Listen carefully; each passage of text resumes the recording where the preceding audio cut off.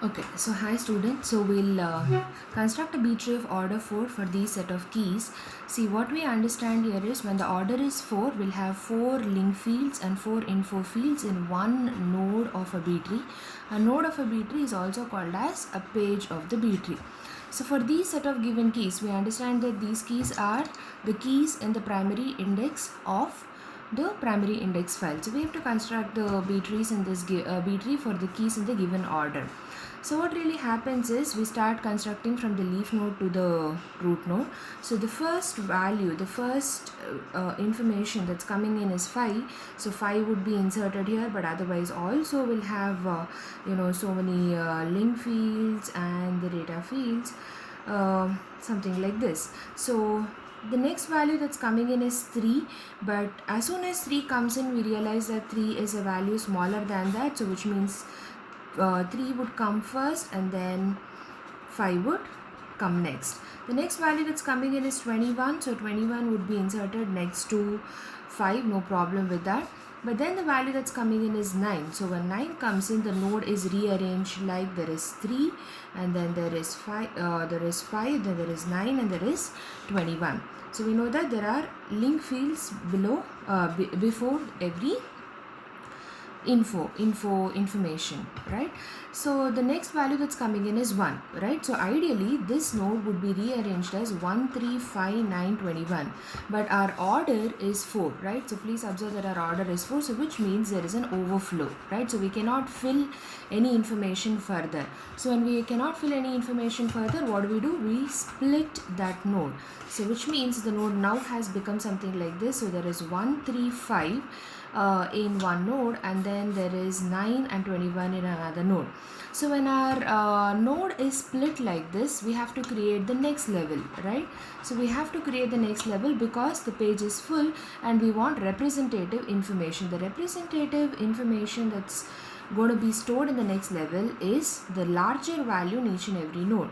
So the larger value here is 5. So to the left of 5 are all the values which are smaller than or equal to 5, and then the next representative value is 21. That means to the left of 21 whatever values are greater than 5 but less than or equal to 21. It's something like this. So we are done with 5 3 21, then we are also done with 9 and then 1, and next value is 13. So insertion, we have to, it's the concept of binary search tree. So we see that 13 is greater than 5 and less than 21, so 13 would come here. So 13 would be placed here, and 13 it would be placed after 9. So 9 13 and 21, no problem with this node because it's not overflow. Next value that's coming in is 2. So 1 2 3 and 5, so no problem with that as well. The next value is 7. So 7 is a value which is greater than 15, so let's redraw that. So 5 and 21 in the root level, so we have 1 2 3 and 5 here, and then the value that's coming in is 7. So after rearrangement it would look something like this. So the left of it and the left of it, we have an arrangement like this. The next value that's coming in is 10. So where would 10 go to? 10 is a value that's greater than 5 but less than 21. So in this particular node we'll have 7, 9, 10, 13 and 21. But then this is an overflow, so we have to split. So which means 7, 9, 10 and 13 and 21. So we'll have two nodes that is split like this. So I'm showing the next arrangement of the tree. So which means in this particular node I have 1, 2, 3 and 5. The left node which is not even disturbed. The right node is split in such a way that there is 7, 9 and 10 in one part and there is 13 and 21 in the another part. Now what about our root node? The root node has to have the representative of all of these. So I have representative as 5 here, I have representative as 10 here, and for this particular node I'll have a representative as 21, right? So we had I think 12 was inserted. Okay, we have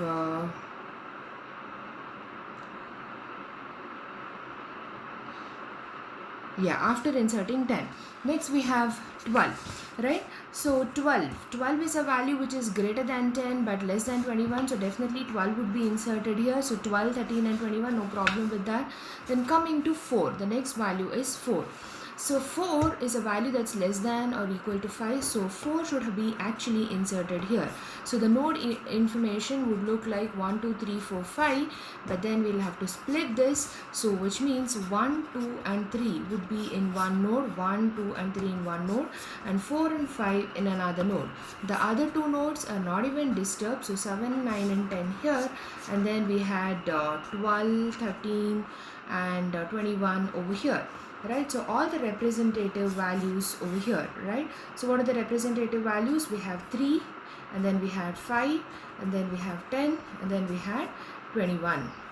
Right, so the representative values are given here. So please observe that at this point the root is also overflow. So any further information coming to the root node will also split the root node. If the root node is split, then another level will be created. So we have another value that's coming in, which is 8. So 8, where would it go? Okay, so 8 is a value which is less than 10, so 8 would be given here.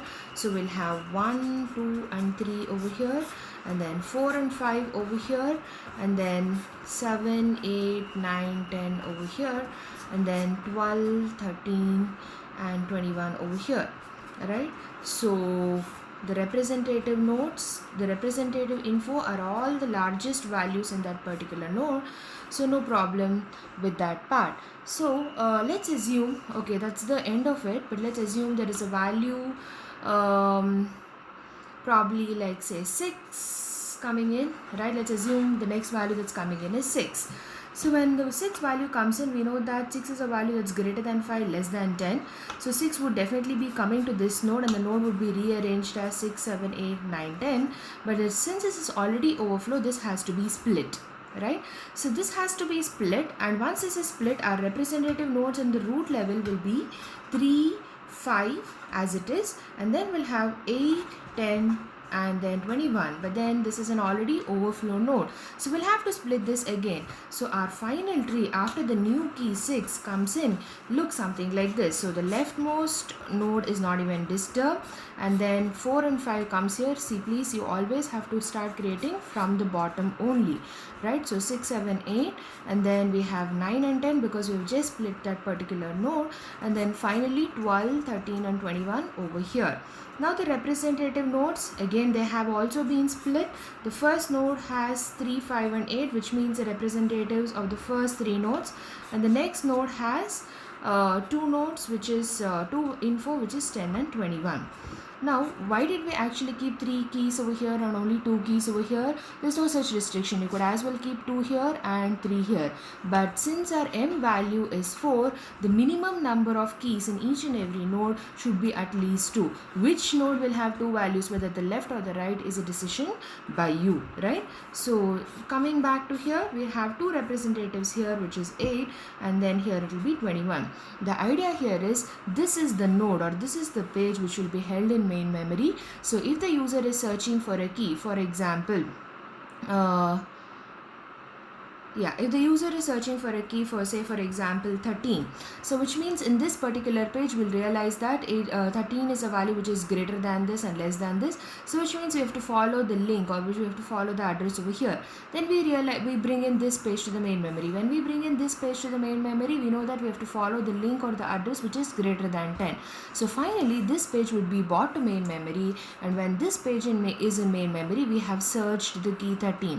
When we have searched the key 13 in the primary index file, this simply means we know the RRN of this particular record in the data file in the primary index file. So we can seek to the data file and fetch the information what is required. So thank you.